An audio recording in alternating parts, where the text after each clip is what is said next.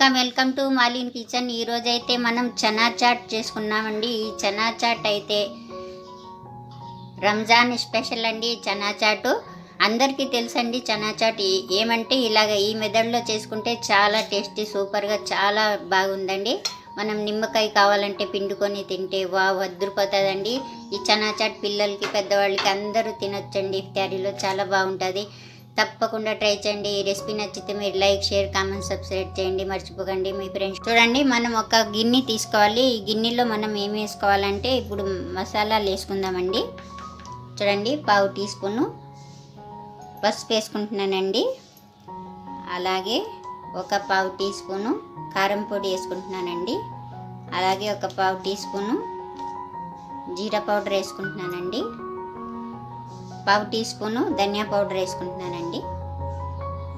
అలాగే పావు tea spoon chaat masala వేసుకుంటున్నానండి. అలాగే పావు టీ స్పూను నల్ల సాల్ట్ అండి వేసుకుంటున్నాను. అలాగే మనం కొద్దిగా వాటర్ వేసుకోవాలండి. వేసుకొని మనం బాగా కలిపేసుకోవాలి మొత్తం అన్నీ. చూడండి, బాగా ఇలా కలుపుకోవాలి. కలుపుకొని ఇది పక్కన పెట్టుకుందాం. చూడండి, మనం ఫ్రై పాన్ పెట్టుకోవాలండి. పెట్టుకున్న తర్వాత ఒక స్పూనే ఆయిల్ మనం వేసుకోవాలి. ఇందులో ఆయిల్ వేడెక్కిన తర్వాత పావు టీ స్పూన్ జీలకర్ర వేసుకోవాలి. అలాగే పావు టీ స్పూన్ అల్లం వెల్లుల్లి పేస్ట్ వేసుకోవాలి. వేసుకొని మనం బాగా వేయించుకోవాలి. చిన్న స్లో మంట మీద వేయించుకోవాలి. చూడండి, ఇలా వేయించుకున్న తర్వాత మనం ఇందాక కలుపుకున్నాం కదండి, ఈ పేస్ట్ని మనం ఇందులో వేసేసుకోవాలి.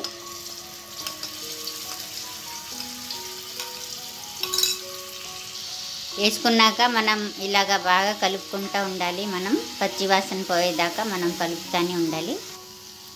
చూడండి, ఇలాగే వేయించుకోవాలి. మనం నీళ్ళు వేసుకొని కలుపుకుంటే మసాలాలు ఇలాగే వేయించుకోవచ్చండి. అదే మనం నూనెలో ఆయిల్లో వేసేసుకుంటే మాడిపోతాయి కదండి, అందుకని మనం ఇలా చేసుకోవాలి.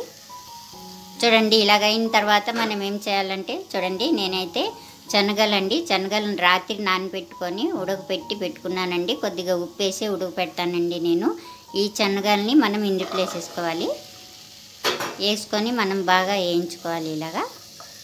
చూడండి, 1 నిమిషం అయితే నేనైతే బాగా కలుపుకున్నానండి. ఇలాగే స్లో మంట మీద మనం కొద్దిగా వేయించుకుంటూ ఉండాలండి.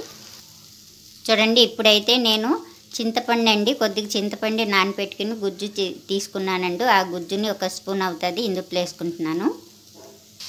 వేసుకొని మనం బాగా కలిపేసుకోవాలి. మొత్తం శనగలన్నిటిని బాగా పట్టాలండి. చూడండి, బాగా మనం ఇలా కలుపుకున్న తర్వాత ఇప్పుడు ఏం చేయాలంటే మనం మూత వేసుకొని ఇలాగ మూత పెట్టి 1 నిమిషం పాటు మనం దమ్ చేసుకుందామండి. చూద్దామండి, 1 నిమిషం అయిపోయింది. ఎందుకంటే 1 నిమిషం పెట్టుకుంటే ఇలాగా బాగా చింతపండు, ఆ ఉప్పు, ఆ మసాలాలన్నీ బాగా శనగలకి బాగా అబ్జర్వ్ చేసుకుంటాయండి. చూడండి, ఆయిల్ అయితే చాలా తక్కువ అయితే వేసుకోవాలి మనం. 1 స్పూన్ అయితే చాలు. చూడండి, బాగా ఇలాగైంది. ఇప్పుడు మనం స్టవ్ ఆఫ్ చేసుకుందాం, చల్లారించుకుందాం. చూడండి, బాగా చల్లారిపోయినాయి అండి. చూసారా, బాగా వాటర్ గీటర్ ఏమీ లేదు. ఇప్పుడు మనం ఇందులోకి ఏమి వేయాలంటే, చూడండి, 1 టమాటా అండి నేను విత్తనాలు తీసుకొని సన్నగా కోసుకున్నాను, ఇది వేసుకోవాలి. చూడండి, 1 ఉల్లిపాయ కోసుకొని మనం వేసుకోవాలి. చూడండి, అలాగే మనం కీరా ముక్కలు కూడా సగం కోసుకొని వేసుకోవాలండి.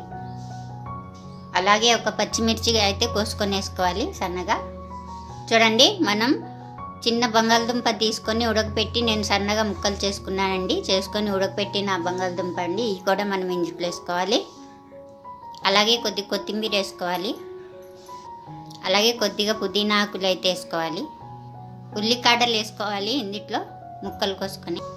ఇప్పుడు అన్నిటిని మనం బాగా మిక్స్ చేసుకుందామండి, బాగా కలుపుకుందాం. చూడండి, బాగా ఇలా కలుపుకున్న తర్వాత మనం అయితే నిమ్మరసం వేసుకోవాలండి. సగం నిమ్మరసం వేసుకోవాలి ఇందులో.